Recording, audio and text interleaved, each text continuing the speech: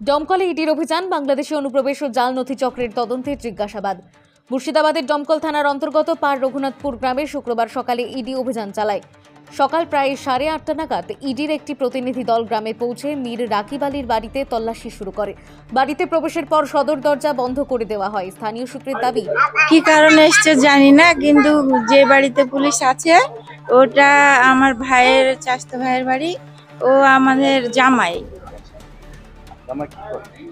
কি করে সেটা তো জানি না।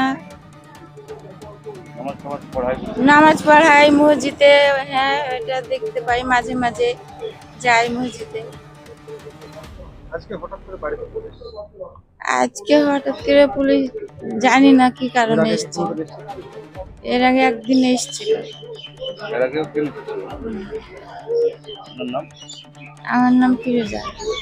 ওই বাড়িতে মীর রাকিব আলীর জামাই আদিলুর রহমান থাকেন। ইডির আধিকারিকরা তাকে দীর্ঘ সময় ধরে জিজ্ঞাসাবাদ করছেন।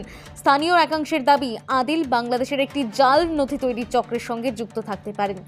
ইডি সূত্রে জানা গিয়েছে, সারা দেশে মোট 13টি জায়গায় একযোগে তল্লাশি চালানো হচ্ছে। উত্তরপ্রদেশে অ্যান্টি টেরোরিজম স্কোয়াডের দায়ের করা একটি এফআইআর এর ভিত্তিতে এই তদন্ত শুরু হয়েছে। অভিযোগ, একটি সংঘবদ্ধ চক্র অবৈধভাবে রোহিঙ্গা ও বাংলাদেশি নাগরিকদের ভারতে অনুপ্রবেশের সাহায্য করত, তাদের জন্য জাল ভারতীয় পরিচয়পত্র তৈরি করত এবং দেশের বিভিন্ন প্রান্তে পুনর্বাসনের ব্যবস্থাও করত। তদন্তে আরও উঠে এসেছে, কয়েকটি দাতব্য ট্রাস্ট ও সংস্থার মাধ্যমে বিদেশি অনুদানের অর্থ বিভিন্ন ব্যাংক অ্যাকাউন্ট ও মিউল অ্যাকাউন্টের মাধ্যমে ঘুরিয়ে এই অবৈধ কর্মকাণ্ডে ব্যবহার করা হয়েছে বলে সন্দেহ করছে ইডি।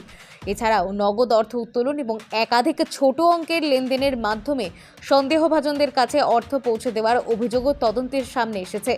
দমকলে অভিযানের সঙ্গে এই মামলার নির্দিষ্ট যোগসূত্র বা আদিলুর রহমানের বিরুদ্ধে কি অভিযোগ রয়েছে সে বিষয়ে এখনো পর্যন্ত ইডির তরফে আনুষ্ঠানিকভাবে বিস্তারিত কিছু জানানো হয়নি। তদন্ত চলছে। Bureau report, Times of Bangla.